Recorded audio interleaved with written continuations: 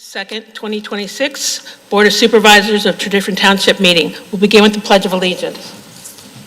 I pledge allegiance to the flag of the United States of America and to the republic for which it stands, one nation, under God, indivisible, with liberty and justice for all. Thank you very much. I'll start with some announcements. In observance of President's Day, Township offices will be closed on Monday, February 16th. There is an open house scheduled for February 18th from 2 to 4 p.m. and a second one from 6 to 8 p.m. to discuss the proposed home rule charter changes. The Township is simplifying the process and is excited to announce that the annual stormwater inspection report can now be submitted online. Residents and commercial property owners are responsible for submitting annual reports to the engineering department showing the dates and details of all inspections and maintenance performed to the stormwater management facilities. The online inspection form can be accessed via Clarity, the online permitting system on the Township's website via www.tredyffrin.org. All inspection reports are due by April 1st, 2026. D. The supervisors would like to remind homeowners to make sure that trash cans are placed behind the curb on lawns or in driveways and not placed in the streets. Leaving trash cans in the street impedes motorists and can reduce visibility for drivers. During the wintertime, this is especially important as this can impede snow plowing efforts if they are left in the street and reduce the ability of our public works crews from clearing the snow and ice from the roadway. The Township would like to update residents that PA Department of Transportation District 6-0 has recently approved a four-way multi-stop at the intersection of East-West Circular Avenues and South Valley Road. Pennsylvania Department of Transportation will begin work this spring to place the multi-way stop and advance signage and pavement markings on the roadway. Please drive carefully and follow the posted speed limit of 25 miles per hour on South Valley Road in the vicinity of the intersection. I want to add one more announcement that's not here on the agenda for the meeting, is that on February 27th, we'll be having the reception for the Arts Commission's black and white photography exhibit. All the exhibits have been made by students who live in Tredyffrin Township or go to school in Tredyffrin Township. We have 24 exhibits, and we're excited for everybody to come and see what our students do. Number 4, approval of the minutes. So moved. Pardon me? Oh. Do we have a motion to approve minutes from December 15th, 2025, public meeting? So moved. Second. Any discussion? All in favor, say aye. Aye. Any opposed? The ayes have it, and the motion passes. B, motion to approve minutes from the January 5th, 2026 organizational meeting. So Do I hear a moved. motion? Second. Thank you. Any discussion from the board? Any from the public? Hearing none, all in favor say aye. Aye. Aye. Any opposed? The motion passes. Thank you very much. On to Township business. We have the supervisor liaison reports. We'll start down the row with Eamon Brazunas. For Planning Commission, the meeting was canceled due to no projects. For Development Committee, there's discussion on one item involving rental usage in a certain area currently is not allowed. No personnel action. The Fire EMS Commission with East End Township met in a retreat format this past January, discussed issues relative to fire EMS. The public meeting schedule will be posted shortly on the Township website. That'll be a monthly public meeting held at Berwyn Fire Company at their main station at 23 Bridge Avenue at 3 p.m. on Wednesdays. Manager Martin will have the schedule out. That's a public meeting. We will also be having discussions with leadership with fire companies themselves, in addition to those public meetings as well. We want to have as much participation from the public in those meetings as possible. This will be a format that we will discuss a myriad of issues from capital purchases to personnel to how structurally the organization will be established moving forward with our partners in Easttown Township. That's all I have. Thank you. Thank you very much. Supervisor Van Mol. Thank you, Madam Chair. The Tredyffrin Township Municipal Authority met on January 21st. It was an organization meeting for the committee. I'm pleased to announce that the committee will once again be led by Chairman Mike Heberg.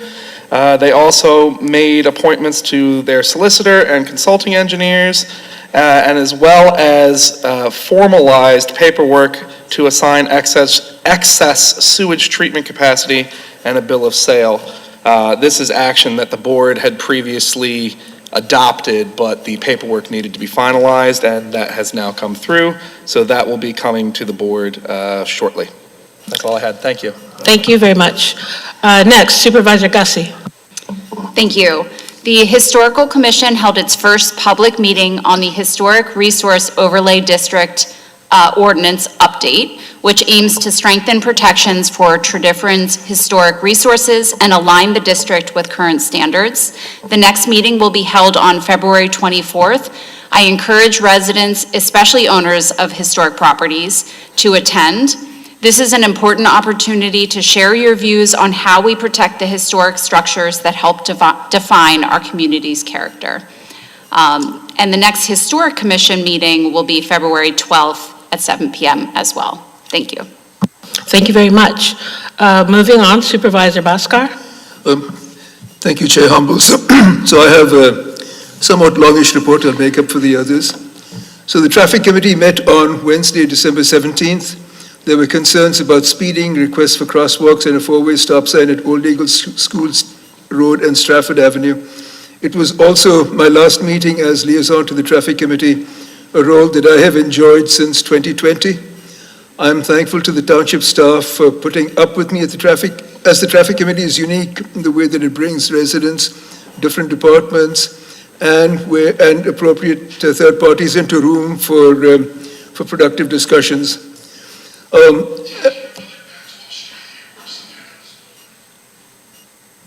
Sorry.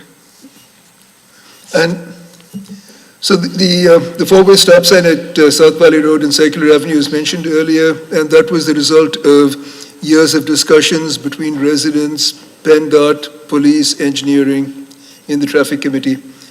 And Supervisor Hans van Mol is the current liaison to the Traffic Committee. The next meeting will be on Wednesday, March 18th at 7:30 a.m. The Library Board of Trustees met on Thursday, January 22nd, and there were issues with the updated CCLS app, and all of those are with the app developer. So they're all believed to be fixed now. If you still have issues, please contact the library and bring it to our attention. The visitor count in December 2025 was up compared to 2024, with Paoli showing a larger percentage increase. And December circulation was the highest since the pandemic. It was approaching the levels of December 2019, although it didn't quite meet them. And e-material circulation continues to grow faster than printed material circulation, and at this point was 28% of total circulation in December. Programming, adult, teen, and children's, and the makerspace were all very active. The relaunch of the Friends of Paoli Library is ongoing with the leadership of Marianne Murphy. Rachel Kramer, the fundraising and communications coordinator, reported that the 2025 miniature golf event surpassed the 2024 event by all measures, so that clearly was a success. And there was discussion about the suitability of locations other than the library premises for programming. The next meeting is scheduled for 7 p.m. on Thursday, February 28th at the Paoli Library. So twice a year, the library board meets at the Paoli Library rather than the Tredyffrin Library, so February will be at the Paoli Library. Now, moving on to the EAC, I would like to make a motion to reappoint Amber Atwood-Levy to the Environmental Advisory Council. Do I hear a second? Second. Thank you. Any discussion? Sure. I would Yes. like to say that Oh, microphone. Yeah, sorry. Sorry. I would like to say that we really appreciate Amber's energy and enthusiasm in the EAC, and I'm glad that she decided to go for reappointment. Thank you. Do you have any more on the EAC? Sorry, I was going to do this. separately, shall I do these? Sure. Oh, I'm sorry. Okay, on the motion to reappoint Amber Levy to the Environmental Advisory Council, all in favor? Aye. Aye. Any opposed? Hearing none, motion passes. So I now would like to make a motion to appoint Samantha Whiteside to the Environmental Advisory Council. So she has been an associate member, and one of the things that we do in the EAC is we have a pool of associate members. So when there's a position of member, one of the associates will step up, and so then we don't have to go through the whole process of announcing a vacancy and waiting for people to step up. So Samantha has been active, and it gives me pleasure to make a motion to appoint her. Second. Thank you. Any discussion? Anything from the community? Okay, all in favor say aye. Aye. Aye. Any opposed? The ayes have it, motion passes. moving Congratulations on to Sorry. Ms. Levy Moving and on to Ms. the rest of my Whiteside. supervisors. Keep Here's going. our report. So the EAC met on Tuesday, January 27th. It was a packed meeting, a packed agenda, and because we didn't have a meeting in December, and these are just the highlights. So the EAC confirmed 6 associate members, and I'd like to thank the associates for volunteering their time and energy to serve the community. Ernie Falcone read a letter from the Historical Commission in support of the effort by the Jenkins Arboretum to formally name a currently unnamed stream and to name it Browning Brook after the Browning family who donated 27 acres of their property to the Arboretum. So the EAC voted to support the naming, and the next Board of Supervisors meeting will have an agenda item for a letter of support from the board. And 2 residents from the Baptist Church of Great Valley presented their composting program. So they're basically renting a large compost container, and basically Mother Compost will service that, and residents who don't have composting facilities can join the program on a cost-sharing basis. And they're looking for, apart from that, they're also looking for ideas on what they could do with the land that the church has that is, goes along with their values of environmental stewardship. There was a report on the volunteer power cleanup projects coordinated by the EAC for the Martin Luther King Day of Service. And in Parks News, Earth Day cage and tree maintenance and replanting will occur the week of April 22nd. The 2025 Crab Creek monitoring report is posted. The macroinvertebrate study is planned for either Sunday, April 26th or May 1st at 1 p.m. And we usually have Girl Scout troops that come and help with that. It's a lot of fun for them, and they learn a lot and do a lot of good work. And then there was discussion about an unauthorized dirt bike path along Valley Creek in Chesterbrook that at times comes within a couple of feet from the creek, and that's not good because of erosion and other matters like that. So the next meeting is scheduled for Tuesday, February 24th at 7 p.m. in the community room next door. Thank you, Chair Humble. Thank you very much. Supervisor Johnston Pugh, do you have a report for us tonight? I do. Good evening. Part of it you had talked about in reference to the Art Commission.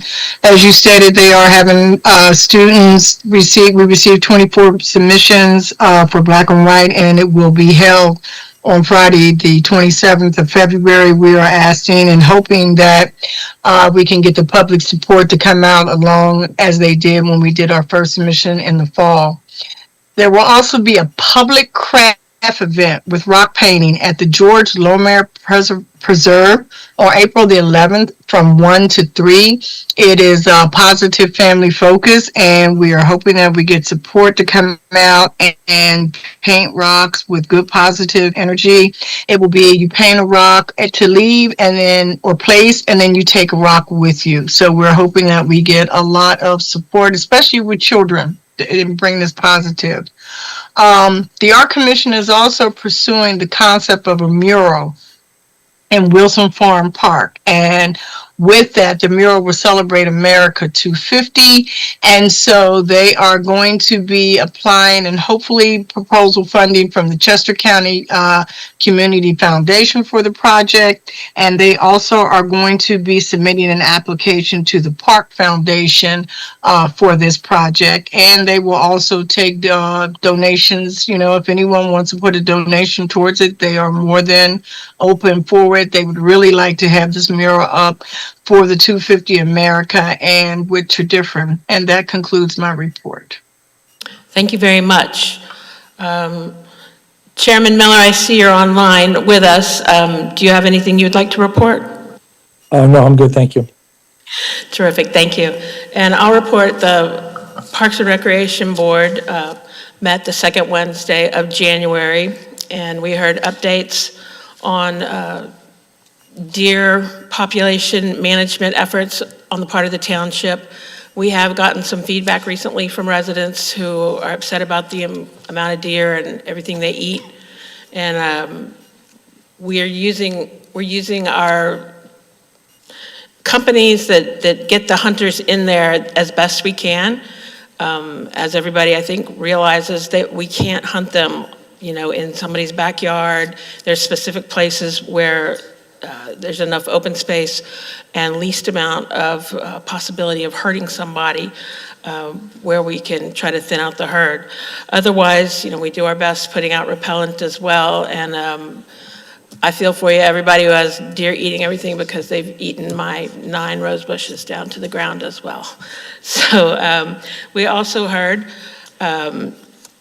about from a non-resident of the township who approached asking about the possibility of renaming a certain park and naming it after somebody who also didn't live in the township. So we heard the information from that, and we moved the meeting along. Additionally, we did discuss wanting to get updates on funding from the township, that we can know how much we have in the kitty to spend and how much more we need to go out for grants or other resources. The next meeting of the Parks and Recreation Committee will be held on, not this coming Wednesday, but the next Wednesday at 7 p.m. in the community the community boardroom right here in the Township building. So moving on to item B, the Home Rule Charter discussion. Mr. Martin. Thank you, Vice Chair Humble, members of the board and public. Again, tonight, if you recall, in December, we mentioned that we'll be having this as a standing item on the agenda as we move through the first quarter of the year. As we touched on in the announcements, we'll be having our first public open house here in Keene Hall on February 18th. We're going to have an afternoon session from 2 to 4 and an evening session from 6 to 8 to be open to the public to hear comments and questions and any discussion items about the changes that are being proposed. You'll have members of the Charter Review Commission at both of those meetings, as well as staff. So we're kind of splitting the group up to answer any questions. So far, we have a bit. It's been on the website since December. Looking forward to additional public comments. Any concerns, to make sure you let us know. This is a perfect opportunity to have your input heard. Again, that's why we're going to have another working session on the 18th. Then we'll come back to this board, depending on what we hear from the work session, for additional comments, and then we'll bring it back in March. And assuming there aren't any major changes to what we proposed, the hope is to have at that meeting a motion to publicly advertise a public hearing, which will take place in April. From there, or if it's approved, it'll move on to being on the referendum in November. So there's still a lot of work to do. Look forward to hearing more public comment and input, and we're happy to answer any questions. Thank you very much. Moving along, item C, motion to approve proposals from Integrated Security Systems of $42,379 for the following. Mr. DeRocco, do you want to list them or give us a background? Happy to do that. Thank you. Excuse me. Staff is requesting authorization approval for the proposal to replace some cameras at the Paoli Library, as well as that complete system, so that way our IT department will be able to access that remotely. That'll be one of the upgrades, as well as some new security cameras down in the gun range, which we are going to be renovating hopefully this year, and as well as replacing some of the cameras around the Township building complex.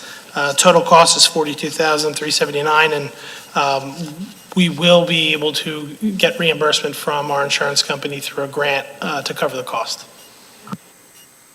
Thank you very much. Do I hear a motion? So moved. Second? Second. Thank you. All in favor, say Madam Chair, aye. we have a hand raised virtually. Oh, I'm sorry. Go ahead, David. It's Mr. Coonan. Oh, okay. Sorry. Go ahead, Mr. Coonan. Good evening, everyone.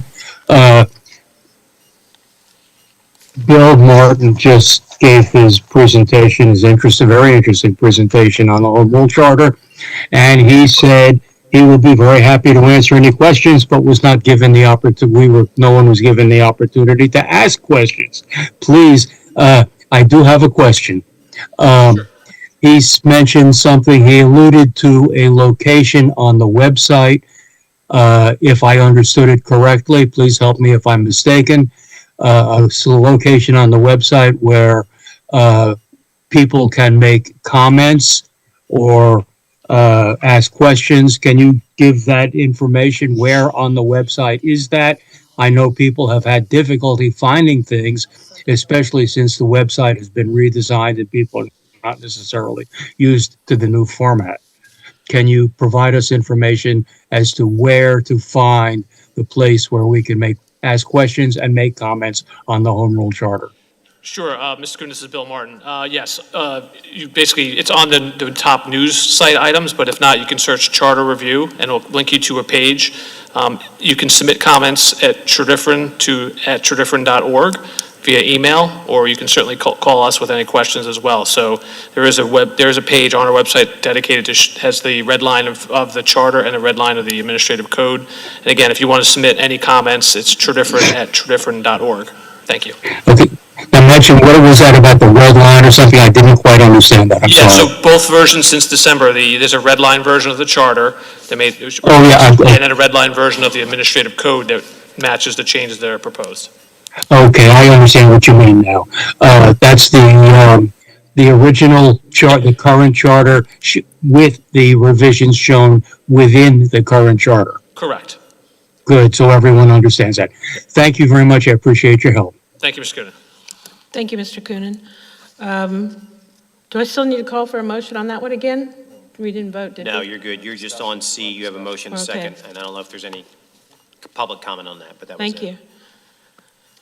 No further comment being, all in favor, say aye. Aye. Aye. Any opposed? The ayes have it, motion passes. Thank you very much. Moving along. We have a motion to approve a letter of support for Valley Forge chapter of Trout Unlimited's grant application to the Valley Creek Trustee Council for the stabilization and restoration of the stormwater outfall behind 337 Beechwood Lane in the amount of $100,000. Mr. Burgo. Chairwoman Humble and members of the board, the Valley Forge Trout Unlimited is looking for $100,000 of a grant from the Valley Creek Trustee Council. They have been working with the township in this Krabby Creek watershed for a number of years on stormwater projects, and the area in question is a stormwater pipe outfall that is above Krabby Creek. It has suffered from severe erosion from historic development discharge into the stream. There's about 10 foot of actually eroded soil and erosion underneath the outfall pipe. So they're looking to have this project to do a design, an engineering design and permit, and then fully fund all that, as well as the construction of those repairs. And then the township would be responsible for the future maintenance once it's all completed. So they are asking the township for their support of this. As we also know, we had recently done 2 projects in that area upstream of this. We had done the Beechwood Road and the Williams Lane stormwater infiltration projects that actually are reducing a lot of the discharges that actually go to this outfall. So we think this is a good project moving forward. Thank you very much. Do I hear a motion? So moved. Do I hear a second? Second. Any discussion from the board? Any comment or discussion from the audience? Hearing none, all in favor say aye. Aye. Any opposed? The ayes have it, motion passes. Moving to item E, motion to approve the proposal from IT Pipes for an AWS cloud-hosted solution for sewer and stormwater lines in the amount of $28,000. Mr. DeRocco. Actually, I'm going to hand this over to Mr. Fitzgerald. Thank you. Thank you. Public Works has been working with the IT department requesting board approval to purchase IT pipes. Currently, when the sewer department goes out and does a video inspection of our underground pipes, it's all stored on a USB drive, and needless to say, it's rather difficult for us to pull that information out or share it. While using IT Pipes, which is an AWS cloud-hosted solution, once we are done with our inspections, we'll be able to look at them either in our computers, send them to our sewer engineer, get them evaluated. Also, it will work with our GIS system and our work order system. At this time, we're requesting $28,000 for the project. This includes a one-time setup fee of $10,000 with an annual $18,000 subscription. IT Pipes is a HGAS government cooperative purchasing program, and we will be purchasing under that. I'll be happy to answer any questions. Thank you very much. Do I hear a motion? So moved. Do I hear a second? Second. Any discussion from the board? Yes. I would just like to say that I think that in general, such projects are good because it costs money, obviously, but it's going to make it much more convenient for the staff to identify issues and potentially identify, potential issues before they happen, just by virtue of the fact that this is integrated with the GIS data and the fact that it's available to all staff to look at. So I'm definitely supportive of this.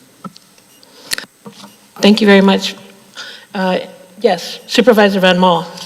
Is this a capability that we do not have presently?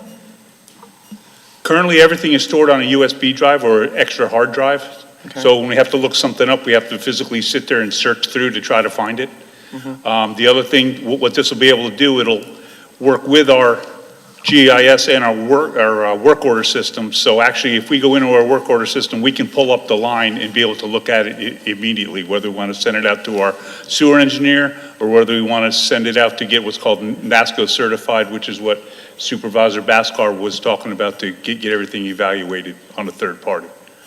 Okay. And this will connect with the rest of the IT network that we currently have? Yes, it'll work with our camera, yes. Fabulous. Okay, thank you. Thank you. Any discussion from citizens? Okay, thank you. All in favor of the motion? Please say aye. Aye. Any opposed? Hearing none, the motion passes. Moving along, motion to approve ScanTech Phase 2 proposal in the amount of $50,000. Mr. DeRocco. Thank you. We are requesting $50,000 to do year 2 of our digitalization of our records. Last year was very successful. It's proved to be quite helpful with right-to-know requests as well as just searching through all of our old plans and documents that we have. So this is a multi-year project and it is in the budget. Thank you. Do I hear a motion? So moved. Second? Second. Thank you. Any discussion from the board?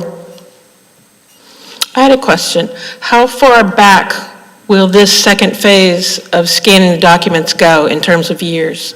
So what we're doing right now in the first set is going through land development files. So it's alphabetical. It's not necessarily by year. So I think last year we got through M or L, something like that. And then it really depends on how thick the files are. We know that this year's, again, there's a lot of bigger projects in this next couple of letters. So it's really depending on just how many files are within each property file. And how many staples you have to remove before you can scan it? Luckily, they do all of that. Thank you very much. Do we hear any, yes, Supervisor Van Mol. I'm glad to see that we're moving towards a more digital approach. Is there a I don't know how to best to phrase this, like a time from when our records basically went from strictly paper to electronic? Like, how far back do we have to go? So it's been a mix. We now, like with permits and everything, everything's electronic.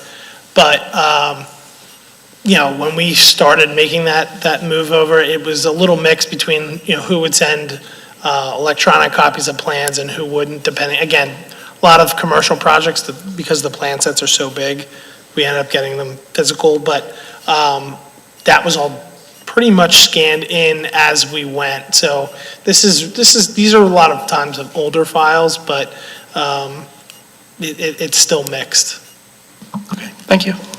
Yeah, and Hans, just so you understand, we made the decision to leave it mixed and just to do it over time, as opposed to try to spend a fortune and get it all done in one fell swoop, just to make sure we had the process down and we understood how it was all working. And so this is the second year of that multi-year project, and it seems to be going super well. So that's how we ended up here. Thank you, Supervisor Miller. Any questions or discussion from the citizens? Thank you. All in favor to approve Scantech Phase 2 proposal in the amount of $50,000? Do I hear? Aye. Aye. Thank you. Any opposed? Hearing none, motion carries. Moving along to item G, motion to authorize change order number 1 for Wilson Farm Park upgrades in the amount of $12,745. I'd like to postpone this item to the next supervisors meeting so that the Parks and Rec Board can have an opportunity to read through and understand what it is first, because this has not yet been presented to them. So, If I may. Yes. Real quick, this is an item that back in the fall, right before we opened the tot lot back up and the park back up for the playgrounds, Darren had Divot come in to inspect everything, make sure that everything's good to go, everything's safe, everything meets their safety standards. This is coming out of a recommendation from Divot, and actually meet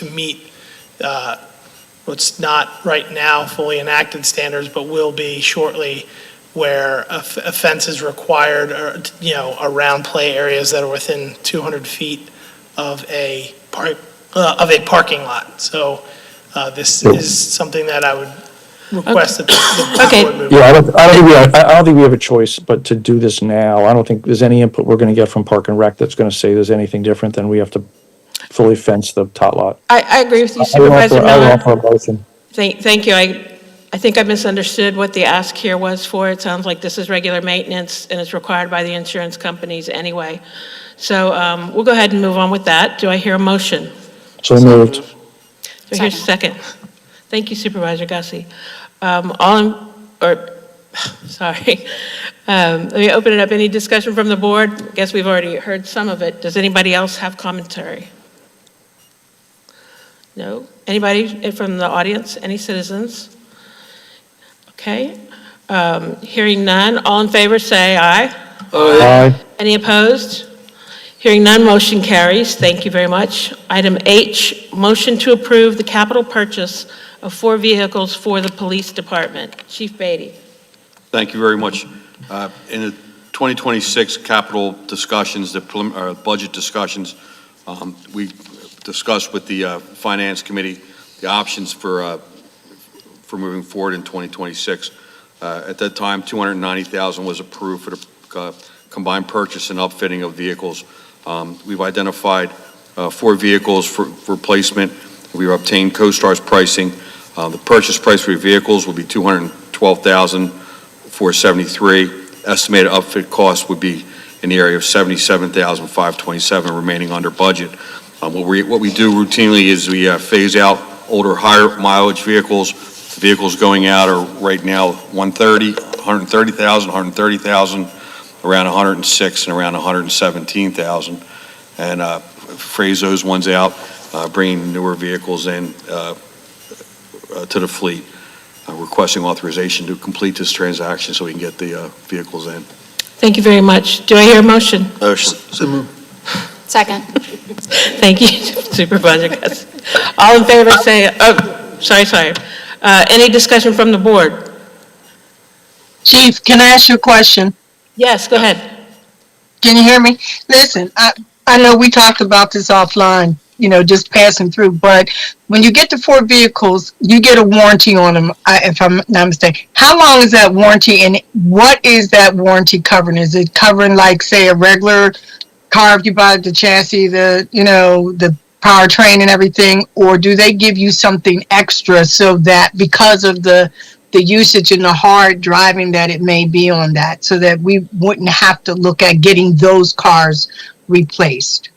I don't have the specific contract at hand, but what I know routinely with the mechanic, drivetrain, transmissions, motor, main equipment, electronics that come with the vehicle are routinely covered, and we have good work with the dealerships that we work with, not only who we buy them from, but also through Chapman. And that's one of the reasons we put all three of these vehicles will go out to be frontline vehicles. One will go to an admin vehicle. Basically, that one's going to be for the captain, and then we cycle those vehicles down through the admin, just prolonging their life. But the initial hit for the 3 main cars on patrol is while they're out there, they're getting the miles racked up day in and day out.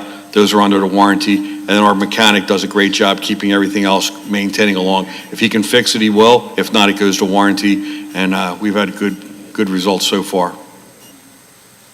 Okay, thank you. Thank you. Thank you very much. Yes, audience, please come forward and state your name in the microphone.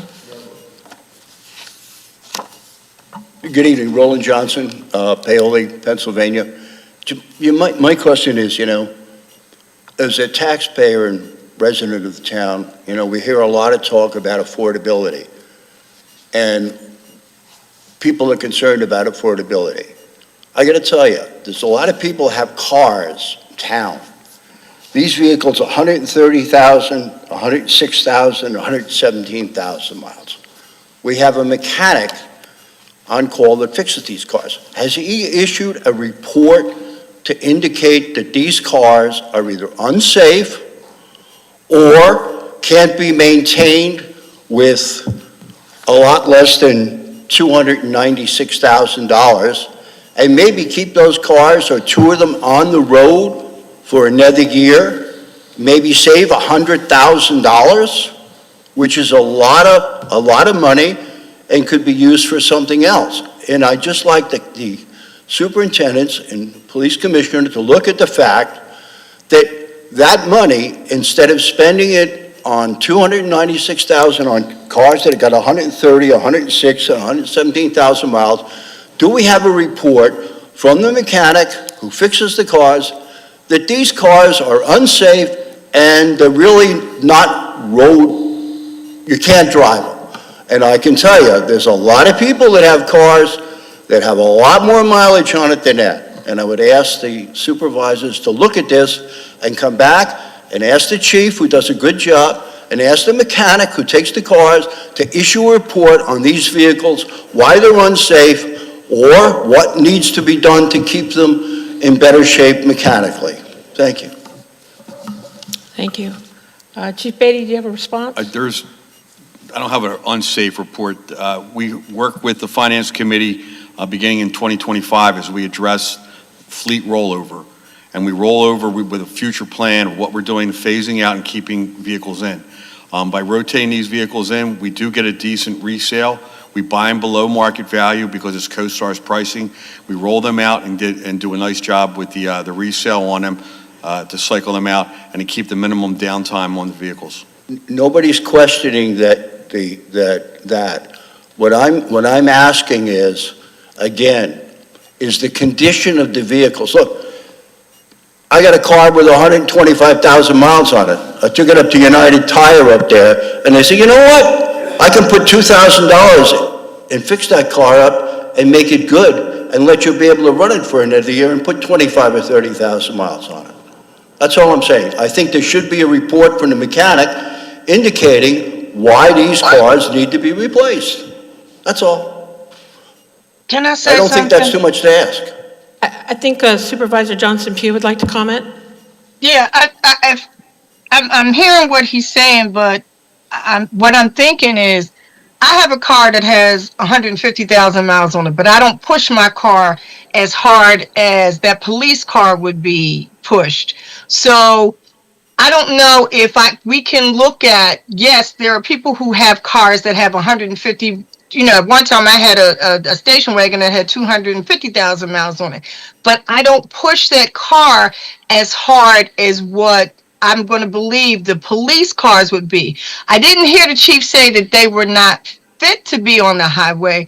I think it's more of we're trying to recycle and get new cars in, take the older ones, and people are still going to use them, but eventually those cars are going to be taken out. And with the price of the way cars are now, and unfortunately, I don't know who's got a tariff, who doesn't have a tariff, because that's today or tomorrow.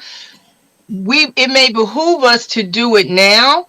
And I understand, sir, what you're saying, that people have a lot of mileage. Like I said, I have it on mine, but I think it's those cars are workhorses. They get pushed a lot harder than the average driving to the grocery store, going on a trip. And I understand what you're saying with price wise, but I do understand what the chief is saying too, is that he's kind of phasing them in, and then he's trying to resell and use them. It's not like we're getting all brand new cars. So, okay, if we get the report from the mechanic that he says, yeah, these cars are still good, is what I'm saying, what I'm hearing, you want us just to say buy one car and keep the other ones until that car actually hits 200,000 miles and breaks down, and then we may be paying more than the 290 that he's talking about? Is that what we're saying? All I'm saying is this. I All can't I'm hear saying him. is this. It's a lot of expenditure. It's $296,000. All I'm saying is, if the cars, I know the cars are driven, I see the officers driving around here, a lot of times, open roads on 252, et cetera. If that's a question of the cars, we have a mechanic, I'm sure he can issue a report why the cars need to be replaced. That's a simple thing. Anybody who's doing maintenance, like if you need a new roof on your house, you don't just call up the guy and say, hey, I need a new roof because it's been here for 15 years. You get a report for the guy who's going to look at your roof and say, well, this is why it needs to be done. If you have any renovations to your house, structurally or something, you get a report why it needs to be done. And I'm not saying they don't need to be done, but the person who works on the cars, sees the cars regularly, the officers that drive the cars, do they see a problem with them? All I'm trying to do is, maybe we could just once, save a little money. Thank you. Thank you, Mr. Johnson. Yeah, thank you. Any- I just want to say that in the Finance Committee, we do talk about the most cost-effective way of operating the entire township, really, and we'll address the police cars. I think what I'm going to say is going to echo a lot of what the things that Carlotta or Supervisor Johnston Pugh just said, which is we do replace the cars before they're unsafe and before they're falling apart. I mean, there are people who wait till the roof leaks to replace it, and there are people who replace it before that. We want these cars to be safe. We want them to be operational. We don't want minimized downtime. We want to replace them before we hit that point where they're costing us a lot of money, both in downtime and repairs. And that's what we're trying to do. And at the same time, maintain some resale value. I think that's what Chief Beatty just talked about. And I think that is what we've done pretty effectively for the township. So I'm very supportive of this purchase. Thank you, Supervisor Miller. Any, oh, yes, Mr. Coonan, online. Mr. Coonan, are you there? Yes, I am. Okay. I do understand that the police department needs tools and what have you to maintain, to do what it needs to do. The question is whether or not the tools that it wants are the tools that it needs to do, or is this something that it would simply like to have? Now, I trust Superintendent Beatty to tell us what he really needs, not just what he would like to have. We all know there are things we'd like to have. Now, I am very well known in the township by some people for having a Volvo that I used every single day. I bought that Volvo used in 1997. It's a 1992 Volvo. I bought it in 1997 or 96. It had 298,000 miles on it. It was given regular service, and we just simply maintained it and maintained it and maintained it until it simply got to the point where I just simply couldn't get what needed to be done to it. I could not get done. So that is the problem. That is when we replace our cars. We do understand that police cars, police vehicles are used under circumstances that a 1992 Volvo would not be used under. That's quite clear. But at the same time, I was very annoyed, and this is interesting, I was very annoyed with the dealership at what they were charging for maintenance. I calculated over the 22 years that my wife and I both owned 1992 Volvos. I added up all of the services, all of the maintenance. I could not have bought a new Volvo for what it cost to maintain both of those cars for over 20 years. Now, I think that's very interesting. I don't know to what standards police cars are held in order to make sure that they are safe, secure, and sound. That's a bit of information that I don't have privy to. Perhaps Superintendent Beatty can inform us and help us understand, because we do want him to have what he needs. I'm listening. I'm open to your ideas. Thank you, Mr. Coonan. Any further discussion? Hearing none, all in favor, say aye. Aye. Any opposed? Hearing none, the motion carries. Moving on to item I, motion to approve the capital purchase of a utility vehicle for the police department. Chief Beatty. Again, through the Finance Committee, we discussed the purchase of a utility vehicle, which is basically a four-wheel drive, four-door cab vehicle for use for off-road, for events, special details, parades, whatever it may be in town, to assist with the access to the different areas when we have a lot of people. Examples will be July 4th. In that capital budget, there was approximately $40,000 budgeted. We've identified through a cooperative purchasing agreement, a 2026 Polaris Ranger Crew vehicle at a cost of $34,071.02. With those vehicles that has the ability to have lights, turn signals and whatnot on it, but also then we would be able to add our emergency vehicles or emergency equipment to that, so it could be seen and used as a response in the parks and in the area of the parks and what we're doing along the trail. So we're requesting approval to complete this purchase. Coming up in the spring, and the reason we're pushing these in June or January is June. We're having a very big influx of activity in the community, in the region, and we're just trying to get ahead of it with these purchases. We don't normally lump everything in January at the first meeting like this, but with everything coming up this summer in the Philadelphia region with the 250, we're just trying to get ahead of this. Thank you very much. Do I hear a motion? So moved. Do I hear a second? Second. Thank you. Any discussion from the board? Yes. I'd just like to, I recognize Supervisor Bhaskar. Go ahead. I just wanted to, I had a chance to talk to Chief Beatty about this in the Finance Committee, and I asked him, does it not make sense to have an electric vehicle, because this vehicle is going to be working, around people, and it's going to be, for events and so on. And basically, the answer is that there is no electric vehicle that meets the requirements that he's looking for in terms of, being roadworthy, being able to go on places like the Chester Valley Trail, being able to, be around people and so on. So I did ask a number of questions, and I'm satisfied that this is the right choice. Thank you for covering that, Supervisor Bhaskar. Any other commentary from the board? Anybody from the citizens? Hearing none. All in favor, say aye. Aye. Any opposed? Hearing none, motion carries. Moving along to item J, motion to approve the capital purchase of a drone for the police department. Chief Beatty. Thank you. This purchase is to purchase a drone which the department has not purchased. We were gifted a drone which we have been utilizing.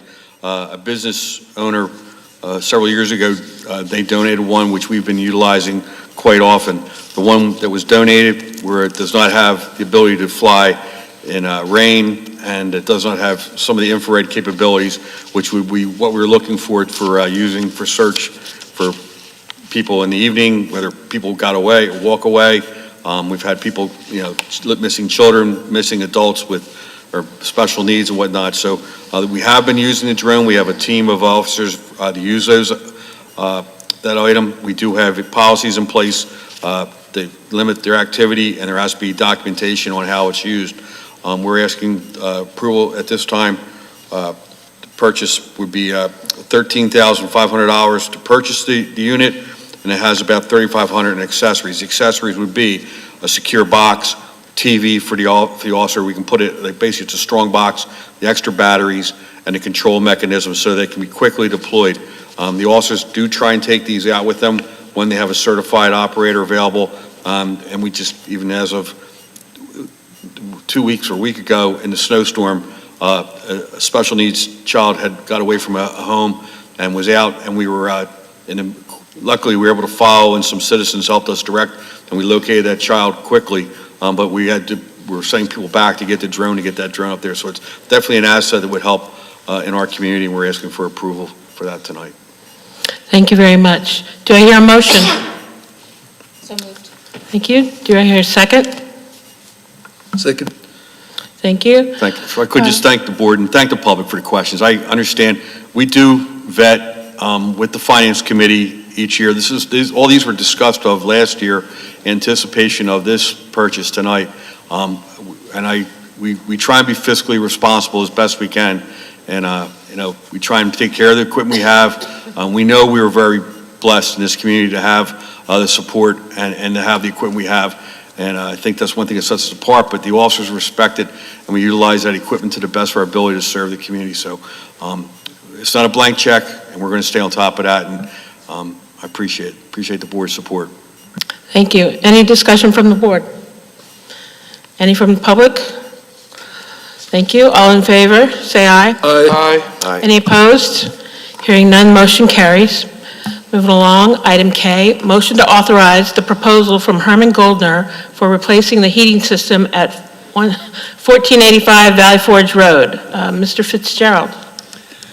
Thank you, Chairman. Just so everyone knows, 1485 Valley Forge Road is the substation for the fire company, just so everybody knows what building we're talking about.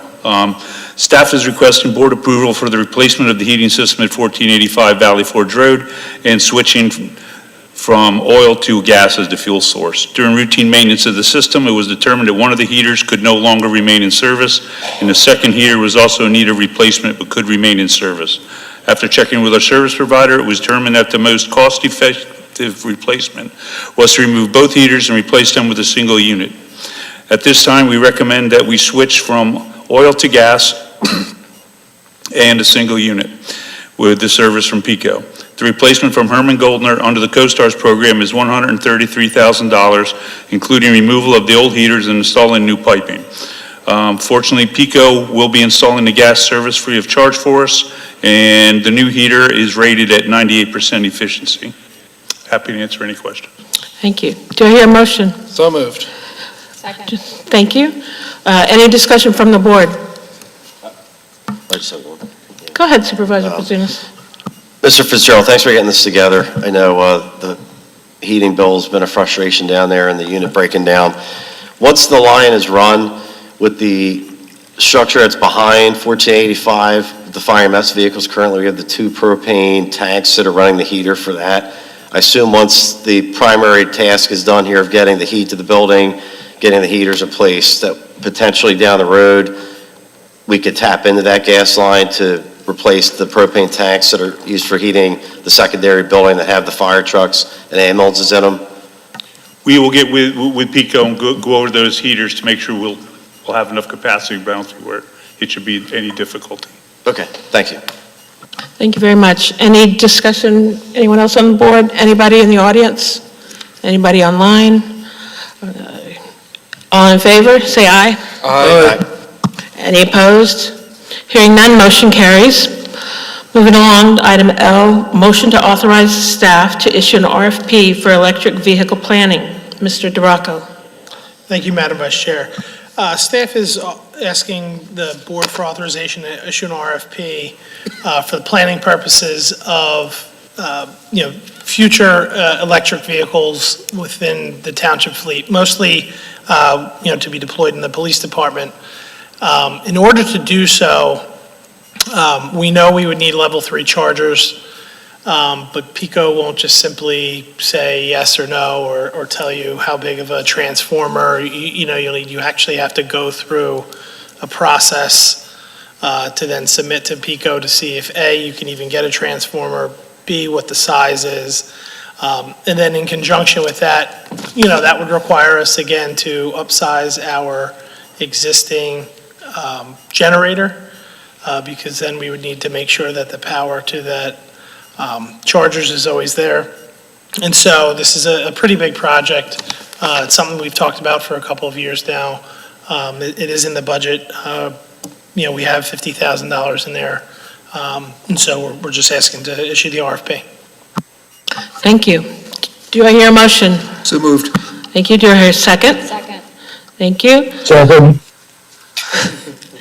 Yes, discussion from the board. Supervisor Miller? Nothing? Okay. I have comments. Yes, Supervisor Bhaskar. So basically, this is one of those things where if you have an electric vehicles, cost more, but the total cost of ownership over the lifetime of the vehicle is less, but that's not the issue. The issue here is there's a chicken and egg problem where if you get electric vehicles, for example, if you want to charge a vehicle between shifts in the police department, then it needs to be charged in, let's say, 20 minutes. That needs a level 3 charger. What we have right now is capacity for a level 2 charger, which will basically take like half a shift or 3/4 of a shift to charge a car fully. So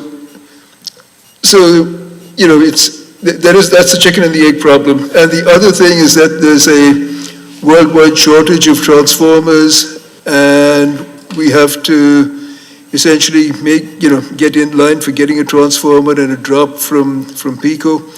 And in order to do that, they require that, you can't just go to them and say, hey, put me in line for a transformer. You have to give them a plan that for using it, and also given the capacities that you would need for level 3 charging, that also would imply some changes to the electrical system within the building. So essentially, this is a plan to put out an RFP at this point to get proposals for doing that analysis. Thank you. Supervisor Van Mol. I just want to state my support of our efforts to try and plan ahead for the future of transportation, and glad to see that the township is doing this. And I understand it is a request for proposal, so we'll see what it comes out. Thank you. Thank you very much. So do I hear a motion? Oh, sorry. No more discussion from the board. Any discussion from the citizens? Okay, hearing none. All in favor, say aye. Aye. Any opposed? The ayes have it, motion carries. Moving along to item M, motion to authorize staff to work on the request to the Commonwealth of Pennsylvania to reallocate the bike park grant funding. Mr. DeRocco. I'm actually going to turn things over to Mr. Martin. Thank you, Mr. Martin. Thank you, Vice Chair Humble, members of the board. If you recall, I believe in late 2023, we received approval for a grant funding in an amount of $112,000 and change in support of the park grant. That contract is set to expire of June of 2027. The funds have to be expended. Unfortunately, the fundraising portion of the bike park did not come to fruition, so I've been talking with Senator Committer's office. There's no guarantee, but they did say we would need an authorization from the board to authorize staff to work with them to see if we could ask the Commonwealth to reallocate the funding. This went through the Finance Committee last week, and it was discussed, since many of the people that were involved with the bike park were in the Chesapeake area, it made sense to apply it to the Chase Road project to get that facility up and running. So we're requesting authorization for us to commence that work, and happy to answer any questions. Thank you very much. Do I hear a motion? So moved. Second. Thank you. Discussion from the board? Yes, Supervisor Van Mol. Mr. Martin, if you recall, what grant was this that the township had received from the Commonwealth? It was a DCED grant for $112,000. I'm not sure exactly what program it was filed under, but it was a park-related grant. Okay, so it's a DCE grant, though. Okay. Happy to have conversations to assist in any way that I can. That'd be great. Thank you. Thank you very much. Did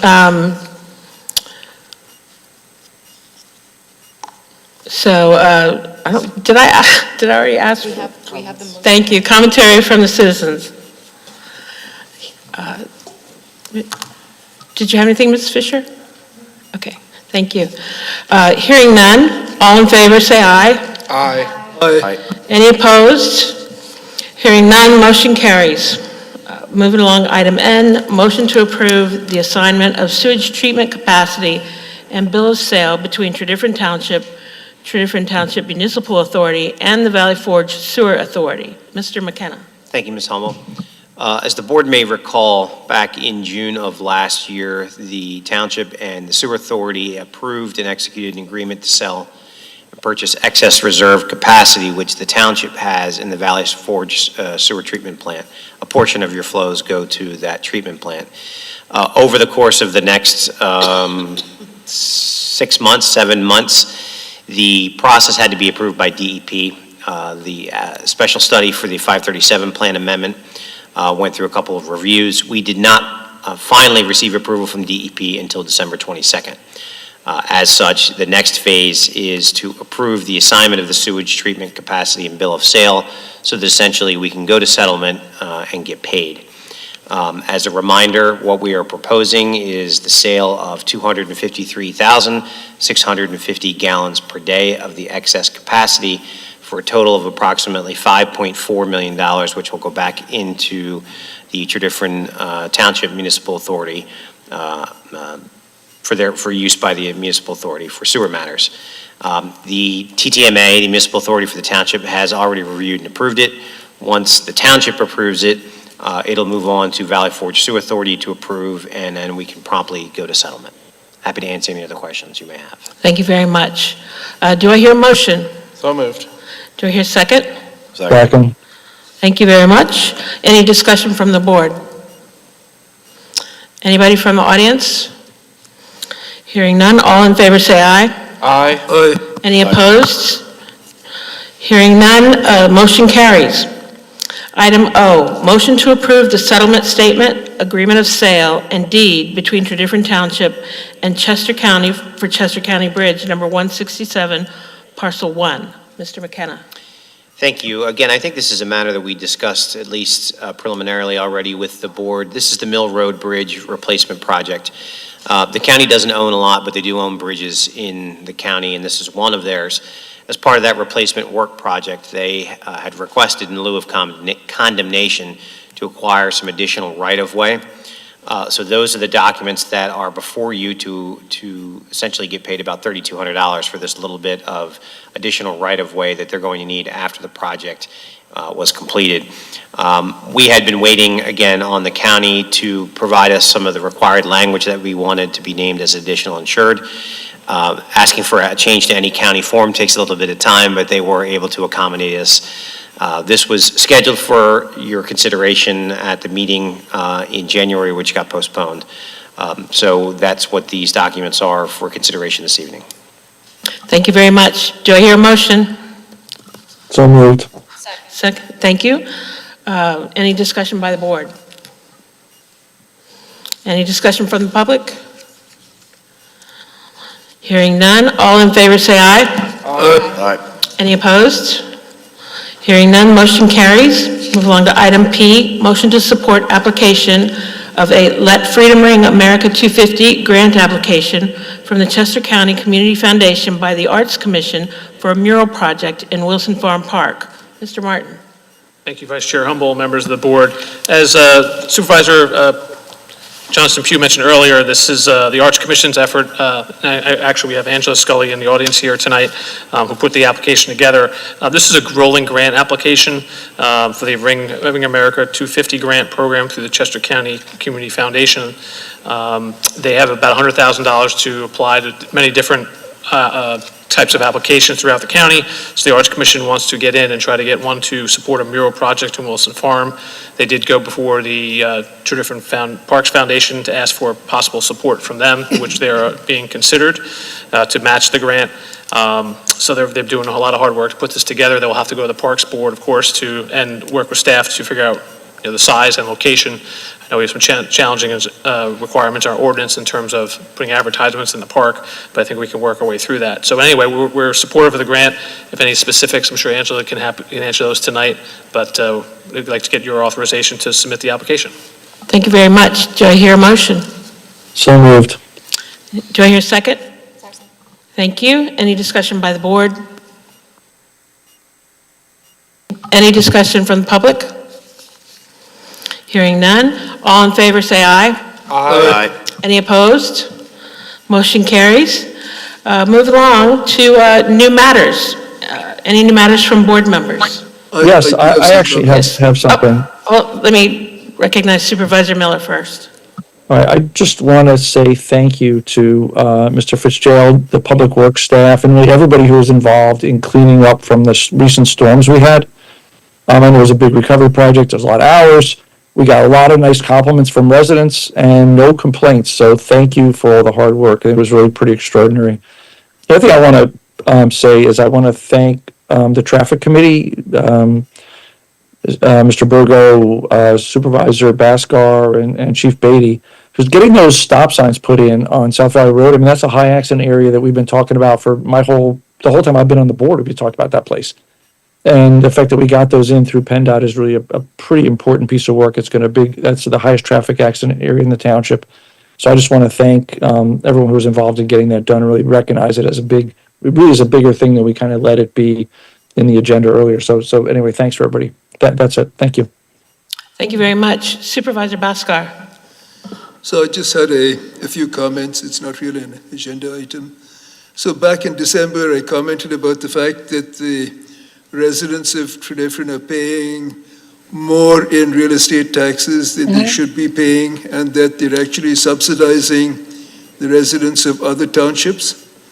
And by virtue of the fact that we don't have an EIT, so by not having an EIT, we're actually paying more in real estate taxes than we could be paying, a majority of the residents. So I'd like to bring up another point today, which is that one of the things in terms of our revenue is that we're heavily tied to real estate values and real estate transfers. So by reducing the real estate taxes that we pay and by implementing an EIT, we would be balancing our sources of revenue so that if one goes down, the other goes up. So for example, back when we had a real estate crisis, we had a funding crisis as well. So by having an EIT and reducing the real estate taxes, we would essentially be not putting our revenue as much at risk as we have been. And I know that the last few years have been good for the real estate business, but things do go up and down. So I would like the residents to think about better balancing our sources of income for the township. Thank you, Supervisor Baskar. Yes, Supervisor Brazunas. Just a couple things. As everyone knows, the snow has not really melted at all. We had a little bit of melt today. Hopefully we get some more tomorrow. Fire hydrants. If you have a fire hydrant near your house, please help us out, especially if you cannot see it. There are a number of hydrants that are covered over that have literally disappeared. So if we do have a fire in the township, it does cause a delay for firefighters as well as police officers assisting us to locate hydrants when we need them. Chesterbrook and some of the areas more dense, this really is an issue, so we do ask for the public's help. If you need assistance for some reason, please reach out to your local fire company. If you're covered by Radnor, you can reach out to them. Covered by Berwyn, reach out to Berwyn. If you're covered by Paoli, reach out to Paoli. And the fire companies can lend assistance. If you have an issue due to age, illness, where it's on a difficult road where it's not really safe to be on. We're happy to make that happen. Along with the efforts of the Public Works Department, I'd just like to call out, the fire companies had an electrical fire inside in the Green Hills section of Chesterbrook. I think most folks are familiar with that location. And I can't tell you how quickly the Public Works Department mobilized ahead and behind of the fire apparatus responding to that scene. I mean, it's something really to see. So thank you to Mr. Fitzgerald and his crew, being involved in this for many years, being someone sitting in the audience and now being up here. It's nice to be up here and to be in this position and acknowledge the work that goes on. But truly, this does not happen in every township, and the speed in which it occurred there was phenomenal. And it did make a difference. This is an electrical fire that could have turned into a legitimate house fire if not for the efforts of the Public Works Department working with our firefighters.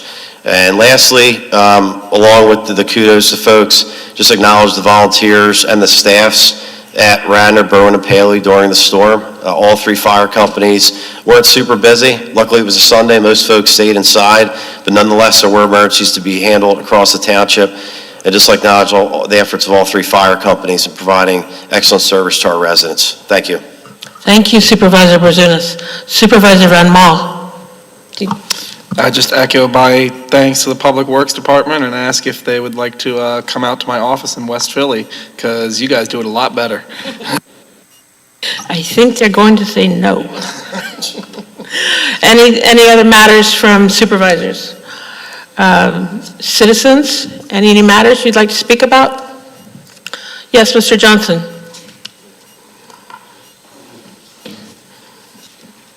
And if you could just please restate your name. Dylan Johnson, Paoli. Just to try to get an update, anything new on the pick and post and where we are on that, and how much we expect to spend at estimate? Nothing new. There's been no movement, so I have no estimate, no idea of any costs other than what we've already paid in estimated just compensation. Would you say, I mean, we made an offer on the property that was turned down, and how much? It wasn't turned down. We have to make an offer of estimated just compensation. And how much was that? $625,000. How much? $625,000. Right. Which they accepted, and now the ball is in their court on when they want to file a petition for the appointment of a board of review. But we're committed to go ahead with that, is that correct? Go ahead with what? Securing the property. We already have secured it, correct. It's ours. It's the township's now. The question is the cost, and we're committed to putting the pickleball courts there. Yeah, I don't know what the plan is for the usage. All I can tell you is about the legal process, which is in limbo right now until the condemnee decides to take further action, if they intend to do so, to fight the valuation of the property. I mean, I'm not going to say, I've heard some people say, maybe more knowledge than me, that when this is all done, it's going to run about $2 million. So I don't know who those people are. I don't know how anyone could give you a number at this point in time. We have a just estimate of what we think the property's worth. We paid that. And now we're just in the process of it in courts. And I understand all that. I understand all that. I just the reason I'm just bringing that up is I know we talk about affordability a lot. And the pick and post is basically going to be, and maybe I'm wrong, but it's going to be basically for pickleball courts that have a lot of problems. I don't have to get into it all. And one thing I think I'll just bring it up, and maybe to the Recreation Commission, et cetera. We spent a lot of money on a bond, $1.5 million for Wilson Park. And really, the town is about kids. And I'm a big proponent of athletes and sports in town. I don't know how many people realize, but to play baseball in Berwyn or Paoli, it's $350 a child. $350. Now, I know the Little League says if you can't pay it, we're not going to turn anybody down. But you know what? That's pretty embarrassing. I don't think they get too many people that go up and say, you know what? I don't have $350. A child. If you go up the line to the majors and settle beyond that, it's more. And I see the town going out and spending perhaps $2 million, maybe less, maybe $1 million, maybe $750,000 to play pickleball. Meanwhile, we have kids in the town, which is going to be the future of this town. And I think we need to make an idea that maybe sit down with somebody from baseball or the basketball and say, listen, maybe we should look at ways that we can try to do something to maybe bring down those costs, maybe make the fields a little better, make it more exciting for the kids, maybe light some one of the fields. But we're spending money, to my mind, your grants and saying, $1.5 million bond for Wilson Park, whatever you think of that. And we're going ahead to spend a lot of money for pickleball courts. That I don't know how many people, I can tell you this, not too many kids, 8, 10, 11, 12 years old are playing pickleball. But I've made my case, I've made my point, and I take it from the board to hopefully take that, give it some considerations, and thank you for your efforts. And I do also commend the municipal workers that we have in the town, the police department, the fire, and all the people that did work during the storm. It was really commendable. Thank you. Thank you, Mr. Johnson. I see we have Mr. Coonan has his hand raised. Yes, Mr. Coonan, go ahead. Yes, thank you very much. Superintendent Brazunas brought up an interesting point, and I'd like to add a question to that. He talked about fire hydrants and making sure they're accessible. Now, of course, that's extremely important, but my concern is, are the fire hydrants functioning? Several years ago at the corner of Richards and Thomas Road, a house burned to the ground because the 2 fire hydrants that were accessible from that property were not functioning. And it cost somebody a lot of money for that mistake. And that's not a good idea. I did a little investigation, and I found that, according to my investigation anyways, as limited as it was, that Aqua Pennsylvania is responsible for the fire hydrants. I would like to know how frequently fire hydrants are tested for functioning purposes, and whether that information is readily publicly available. I contacted Aqua, and I did not get a reply. Thank you, Mr. Coonan. Mr. Miller or Mr. Fitzgerald, do either one of you want to comment on this? He's discussing the accessibility and the functioning of fire hydrants. That's something we'd have to contact Aqua for, because we really don't have that information. So that really is Aqua PA that... That is definitely Aqua Pennsylvania. You'll actually see them out there a couple times a year at different hydrants, but what their procedures and policies are, I really don't know.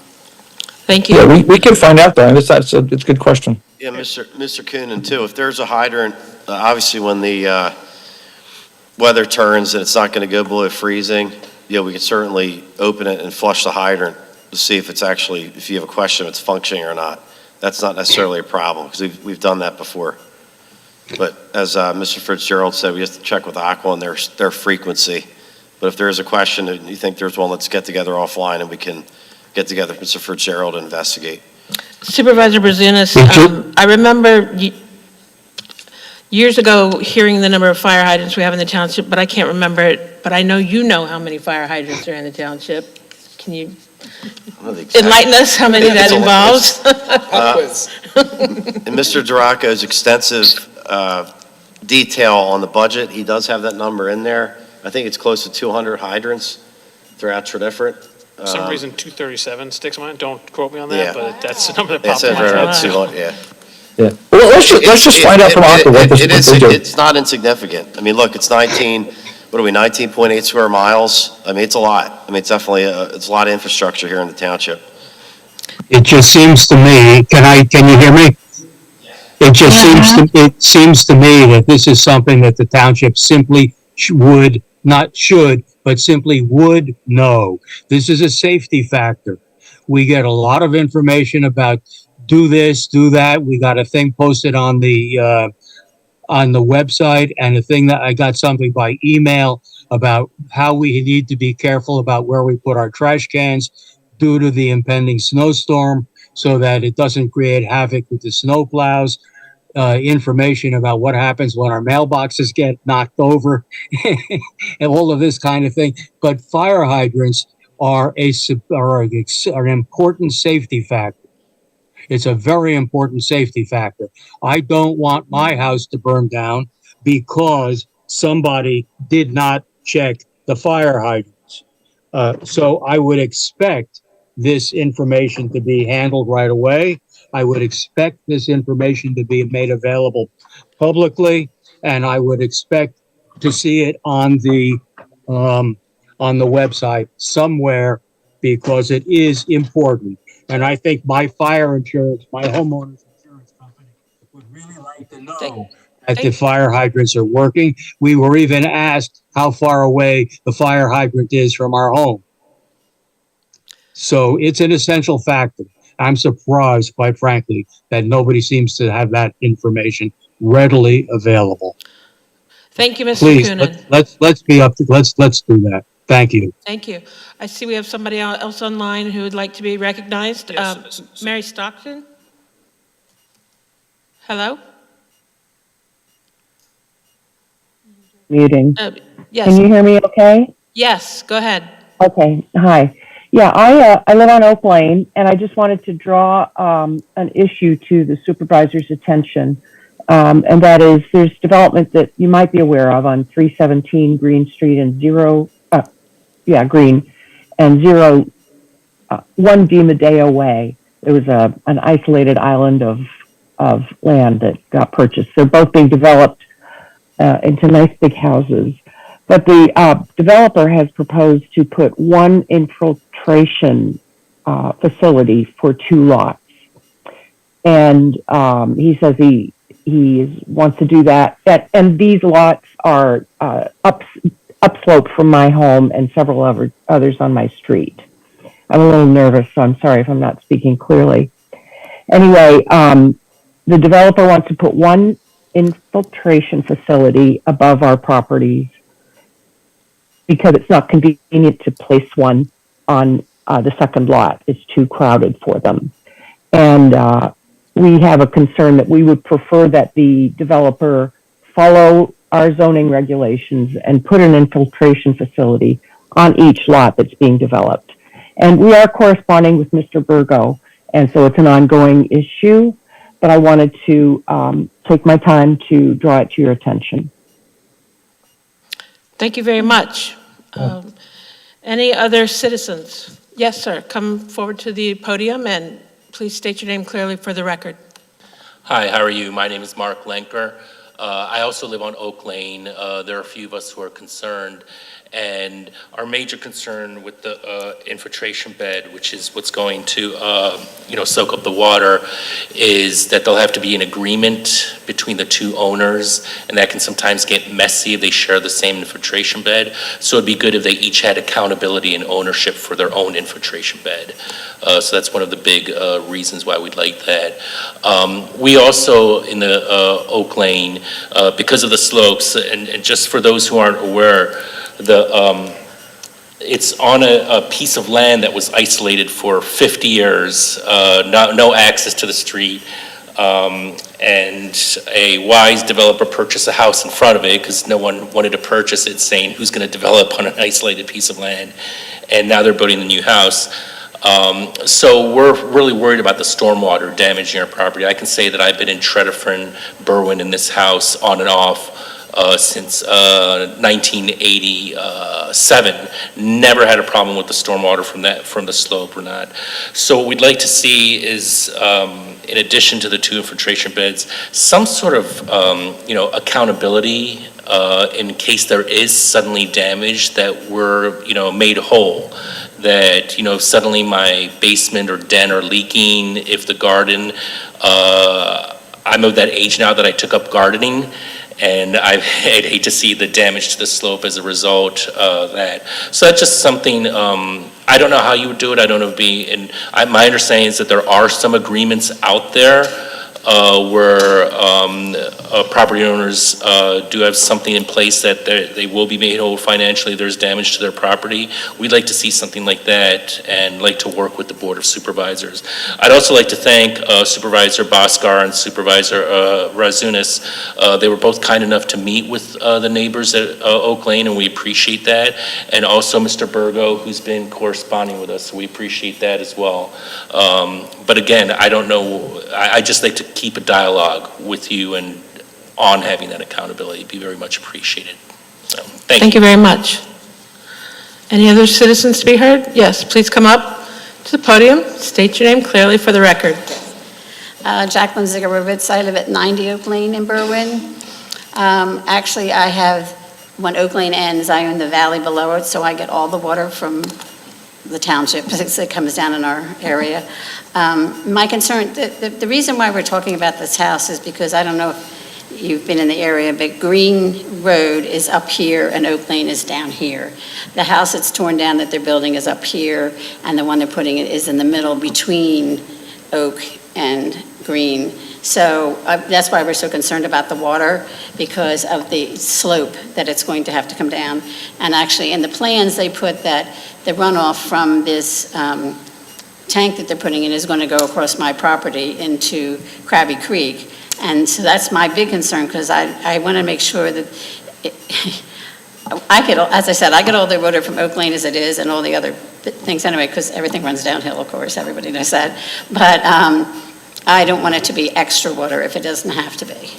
And the other concern is on this house, I had asked about the sewer line for this new home, because they said it was going to be, not parallel, well, the way they put it is that if it's going to be, the sewer line's going to go up to Green. And I know they put pumps in to pump sewer up at big, in companies and stuff, but I didn't know they did that in houses. And so the sewer line, instead of coming down to Oak and attaching to Oak Lane, is going up the hill and attaching to Green. And I want to make sure that's right, because that's kind of scary too, because if something happens to that, as we said, everything flows downhill. Right. So that was our concern on that too. Thank you. Thank you very much. Thanks. Anybody else? Sharon, I got something I want. Yes, I want- Supervisor Johnson Pugh, go ahead. I have something I want to say to Chief Beatty and thank him for his staff's response. 2 weeks ago, when we had no snow, I happened, as I'm in the house working, I heard a tremendous bang. And I actually thought that the snow had fell off of my roof and hit one of my cars. And in turn, it turned out to be a Verizon truck with a cherry picker on the back, who somehow, because we all don't know, hit the pole and split it in half. So we called 911. I called 911, and I have to say the response was excellent. And the fact, Are you still there? Do we still have her? so by that, I guess with Verizon and Chief in the township, they were able to have that pole replaced that night, because the next couple of days is when we got the snow. And if that snow would have hit that pole, it probably would have fell across Upper Gulf Road, because he hit the pole so hard, he cracked the pole in the middle. So I just want to thank the chief and whoever responded to that. 2 of his cars came, and they were here within about 5 minutes. And I just appreciate that they did respond and they got here quick, because that could have been a really bad situation if that pole would have fell because of the way that he hit it. Thank you very much. Any other commentary? Hearing none, the next meeting will be conducted on February 23rd, a week later due to the President's Day holiday.